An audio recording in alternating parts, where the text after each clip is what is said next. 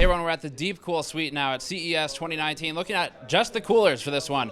So this is probably the most interesting to you all. We've had requests from you for testing air coolers for a long time now. Still in the works, but this is a bit more motivation to do it because there's a competitor to the high-end Noctua cooler that you all are familiar with, the NH-D15. So this is the Assassin III.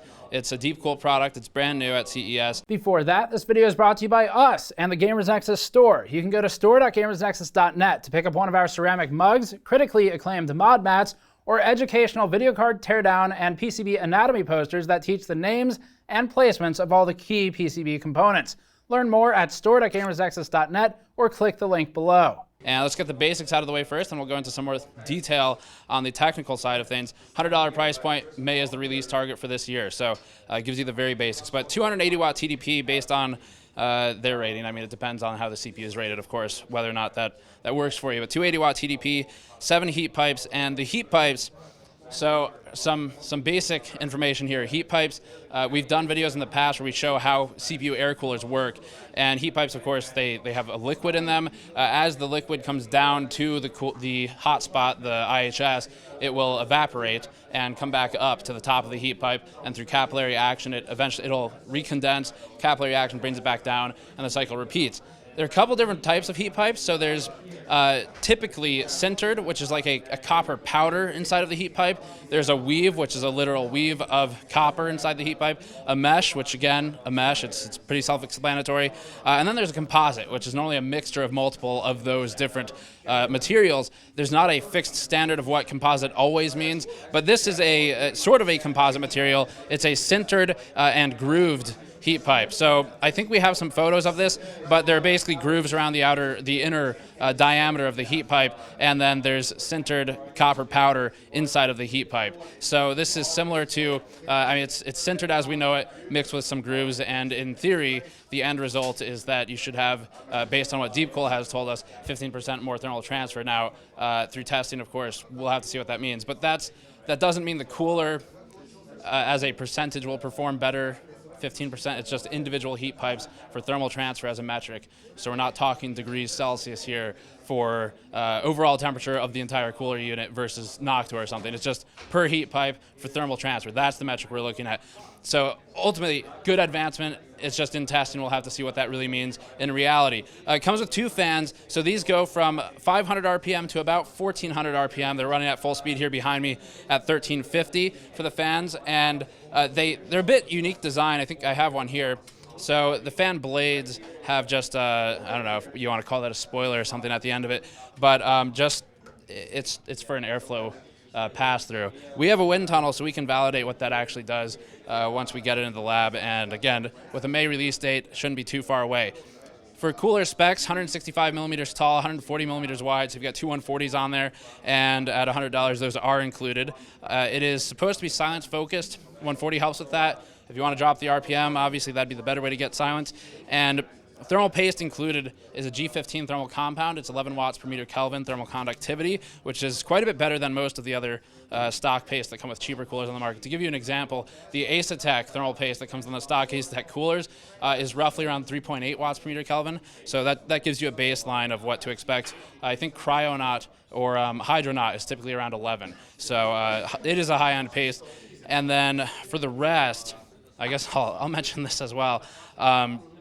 It does include the Be Quiet screwdriver, the same supplier for the screwdriver, but that's because, so 4 mounting points.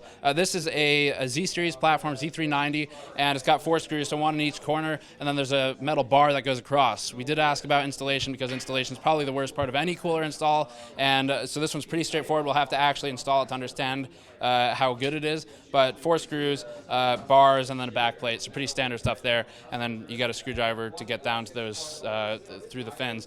So next product, there is a liquid cooler we'll look at, and that one's pretty interesting. There's a bit of a difficulty in the market where with liquid coolers, Asetek kind of has a chokehold on pump in the block configurations. Asetek successfully sued Cooler Master of this.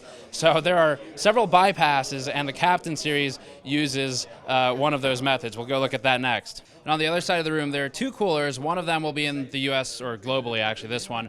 And the other one is not available in the US because of the Asetek patent. So let's start with the globally available Captain cooler. So this is the Captain 240 Pro.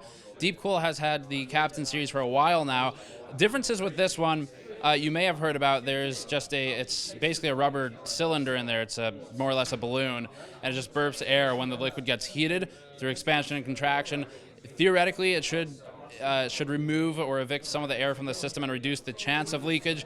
We did ask, we saw some of your comments on potentially, I think it was on Paul's video actually, asking would Deepcool warranty the components under the cooler if it were to leak, and the answer is yes. So, you have to be tested, but that's good to hear.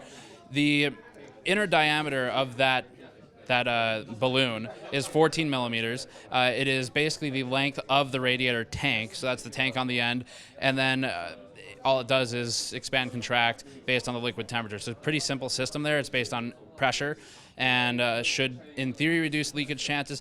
The pump itself, it's not an Asetek design. It's not, I mean, you've seen the Captain before, I believe, in some of our previous coverage. So same pump design, just the lighting has changed, and then the pressure solution on the radiator has changed as well. 240 millimeter radiator, pricing is supposed to be $140, TDP 250 watts.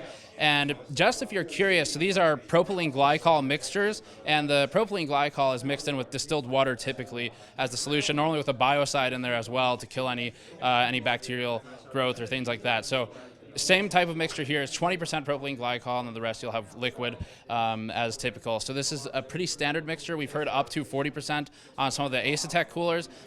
If it goes that high, it's normally for extreme storage solutions, so things that are not consumer. Higher percentage of propylene glycol will help with storage in sub-zero environments, for example. And when I say storage, I mean as in either a server solution or as in literal storage before use. So ideally, you want a bit lower percentage propylene glycol because water is going to be your better transfer of heat. So good mixture percentage there. We'll see how it does in testing. If we do test it, $140, like I said. The other one, if you're curious, is called the Castle. It's a 360. Won't be available in the US due to the patent challenges that we've seen in the past that have given Cooler Master and SwiftTech some problems. But if you are outside of the US, you might be able to buy it. So the Castle is a 360. It is 280 watt TDP and then $170 for the price point. So that'll wrap Deepcool's booth. Thank you for watching. As always, you can subscribe for more or go to patreon.com/gamersnexus to help us out directly. I'll see you all next time.